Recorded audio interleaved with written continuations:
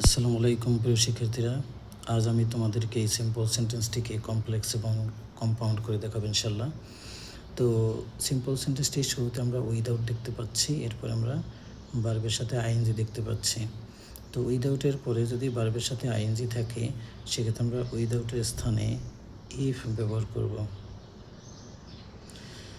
এরপর আমরা দ্বিতীয় অংশের সাবজেক্টটি এখানে বসাবো। এখন উইদাউটের পরে যদি ভার্বের সাথে আইএনজি থাকে, অর্থাৎ উইদাউট প্লাস জিরান্ড হয়, সেক্ষেত্রে আমাদেরকে ইফ যুক্ত যে ক্লোজটি, অর্থাৎ ইফ যুক্ত যে অংশটি হবে সেটি হবে নেগেটিভ। ইফ যুক্ত যে ক্লোজটি তৈরি করব আমরা, সেটা হবে নেগেটিভ। এই জন্য আমাদেরকে এখানে ডো নট ব্যবহার করতে হবে। আমরা কেন ডো নট ব্যবহার করেছি?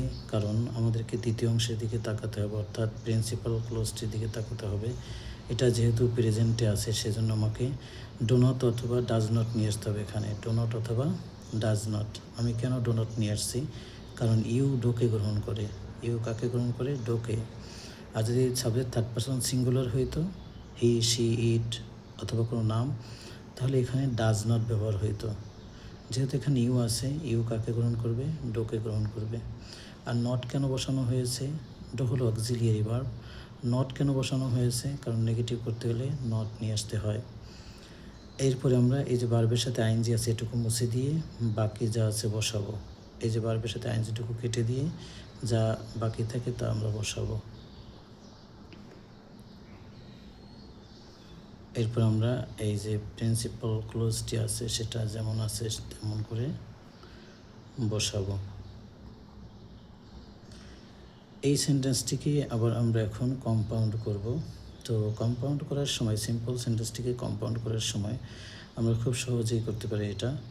এই সিম্পল সেন্টেন্সটিকে যখন আমরা কম্পাউন্ড করব, তখন এই উইদাউট কেটে দিব, আর এই ভার্বের সাথে আইএনজি যেটুকু আছে এটুকু মুছে দেব। অর্থাৎ উইদাউট উঠে যাবে, এরপরে ভার্বের সাথে আইএনজি উঠে যাবে। তাহলে বাকি অংশ আমরা লিখব। বাকি থাকে ওয়ার্ক হার্ড। তো আমরা কী করেছি?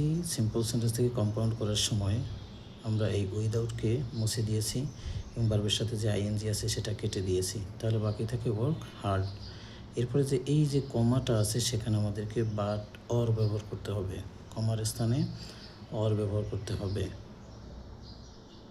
এরপর আমরা বাকি অংশ যেমন আছে তেমন করে লিখে দিব।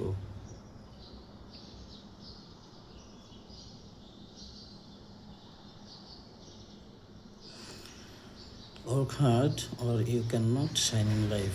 আমাদের সিম্পল সেন্টেন্সটি কমপ্লেক্স এবং কম্পাউন্ড দুটো সেন্টেন্সে পরিণত হলো। ধন্যবাদ শিক্ষার্থীরা।